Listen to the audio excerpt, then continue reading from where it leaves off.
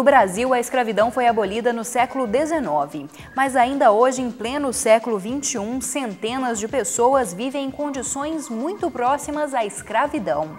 E para falar mais sobre este tema, o Conexões recebe hoje o chefe de inspeção do trabalho da Superintendência Regional do Trabalho e Emprego, Valdivino Vieira. O Conexões agradece a sua presença para falar sobre este tema.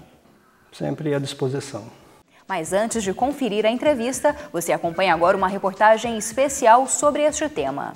Desde a abolição da escravatura em 1888, é proibido que uma pessoa tenha como propriedade outro ser humano, assim como acontecia com os escravos. Apesar disso, ainda hoje, mais de 100 anos depois, centenas de pessoas continuam sendo submetidas a ocupações muito parecidas ao trabalho escravo. Esta prática se configura pelo trabalho degradante, aliado ao cerceamento da liberdade, feito por meio de ameaças físicas, terror psicológico ou mesmo as grandes distâncias que separam a propriedade da cidade mais próxima. No ano de 2011, a Superintendência Regional do Trabalho e Emprego em Goiás recebeu várias denúncias de práticas de trabalho em condições análogas ao escravo. Foram realizadas 14 operações em 75 estabelecimentos com denúncias de trabalho escravo contemporâneo.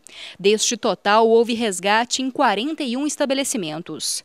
17 ocorrências foram em olarias, 15 em carvoarias, 3 em corte de eucalipto, uma em colheitadeira mecanizada de cana-de-açúcar e uma na limpeza de terrenos para o cultivo de soja.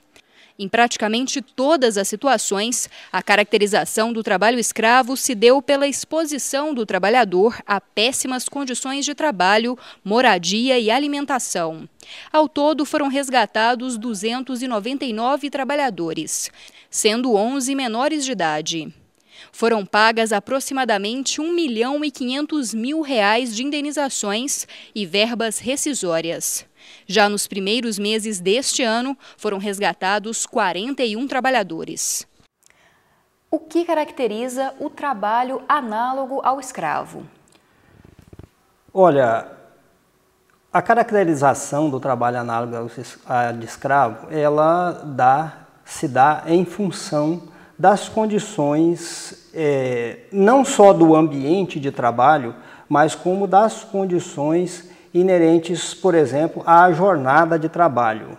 Embora o artigo 149 do Código Penal capitule como crime, a exploração do trabalho em condições análogas de escravo, as características do ambiente do trabalho e as condições do trabalho é que vão definir realmente se aquela condição é análoga de escravo ou não.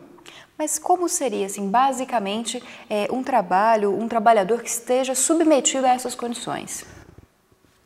Algumas condições podem caracterizar. Por exemplo, a questão da exploração do trabalho por meio de jornada excessiva ou jornada exaustiva, como está na legislação.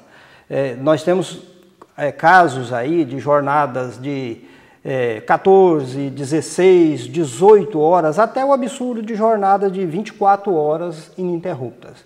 Então esse seria um caracterizador apenas.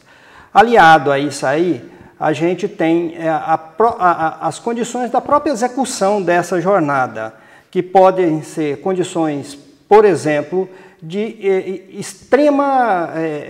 extrema requisição em termos físicos do empregado. Então, isso também pode ser um caracterizador.